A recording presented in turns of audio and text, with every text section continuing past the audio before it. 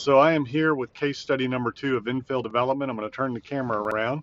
And this is one where I bought this house here, and it was sitting on, it was just this house, and then these two houses here, that was just vacant land. And these were very deep lots that, we'll go ahead and turn the corner here. I had somebody behind me. Flip the camera around. I'm going to get out here again and show you this project. I had somebody right behind me there. But let me turn this around. Anyway, these are the two houses. So,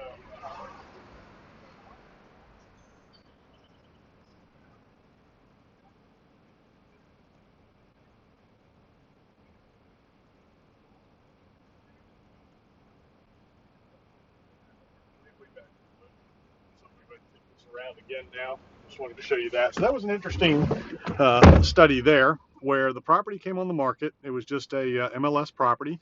It hit the market. It was overpriced, but we looked at it and said, okay, you know, it was interesting because it had a big piece of land. So we took a little closer look at it, and I don't even remember what the numbers were. Let's just say they wanted 350,000. I think it was somewhere around there, 3.25, 350, something like that. And I'm going to pull over here so I can finish this video. And so I went ahead and made him an offer.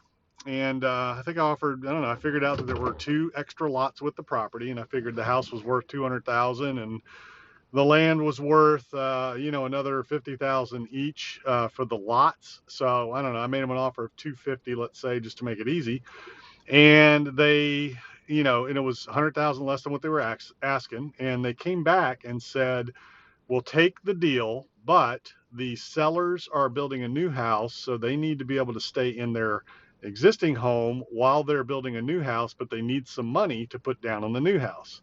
So once again, they took $100,000 less than what they were asking, and this was like the first day or two it was on the market when we saw this, because I was flexible and I allowed them to stay in the house. So I created a structure where I gave them $50,000 at closing, and I let them stay in the house rent free, and they would get the additional 150,000 after they moved out, and you know, to go into their new house. But they had to be out of the house, had to be vacant, and had to be in good condition, or at least decent condition, to receive the remaining $150,000. So what we did was we took the other 2 lots, designed those 2 houses that I showed you, built those 2 houses.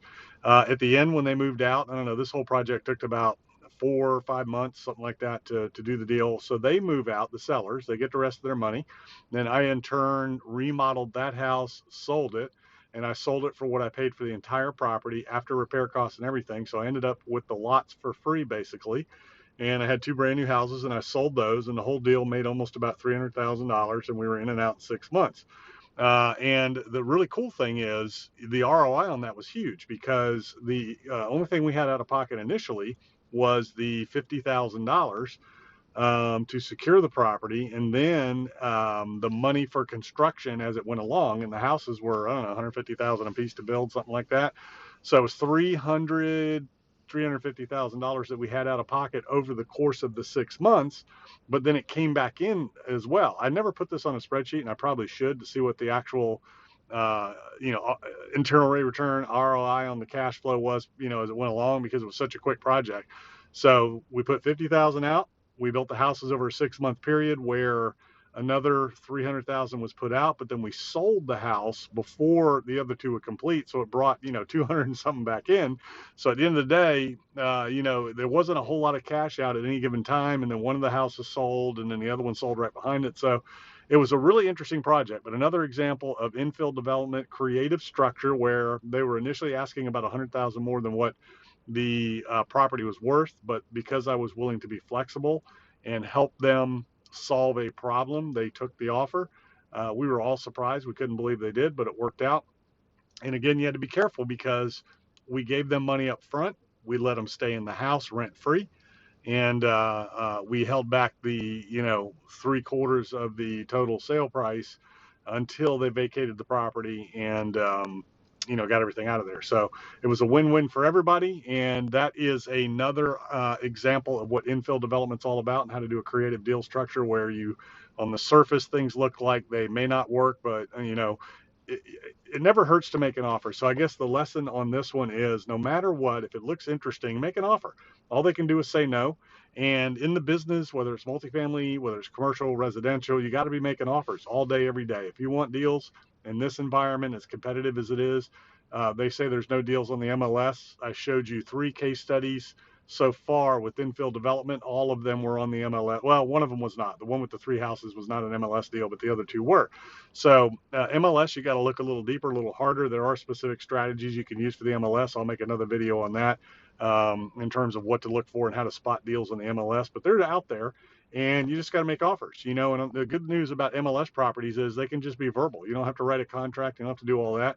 You can just have, if you're an agent, you can call the agents, or you know, have your agent call the other agents and just make offers where it makes sense for you. You can train an agent how to do that. So MLS is a whole nother strategy. This is about infill development, so we'll talk about MLS on another day. But anyways, you know, just get after it, make offers, keep at it, don't give up, and you will find the diamond in the rough like these 3 deals that I showed you. Collectively, those 3 deals have made over $1 million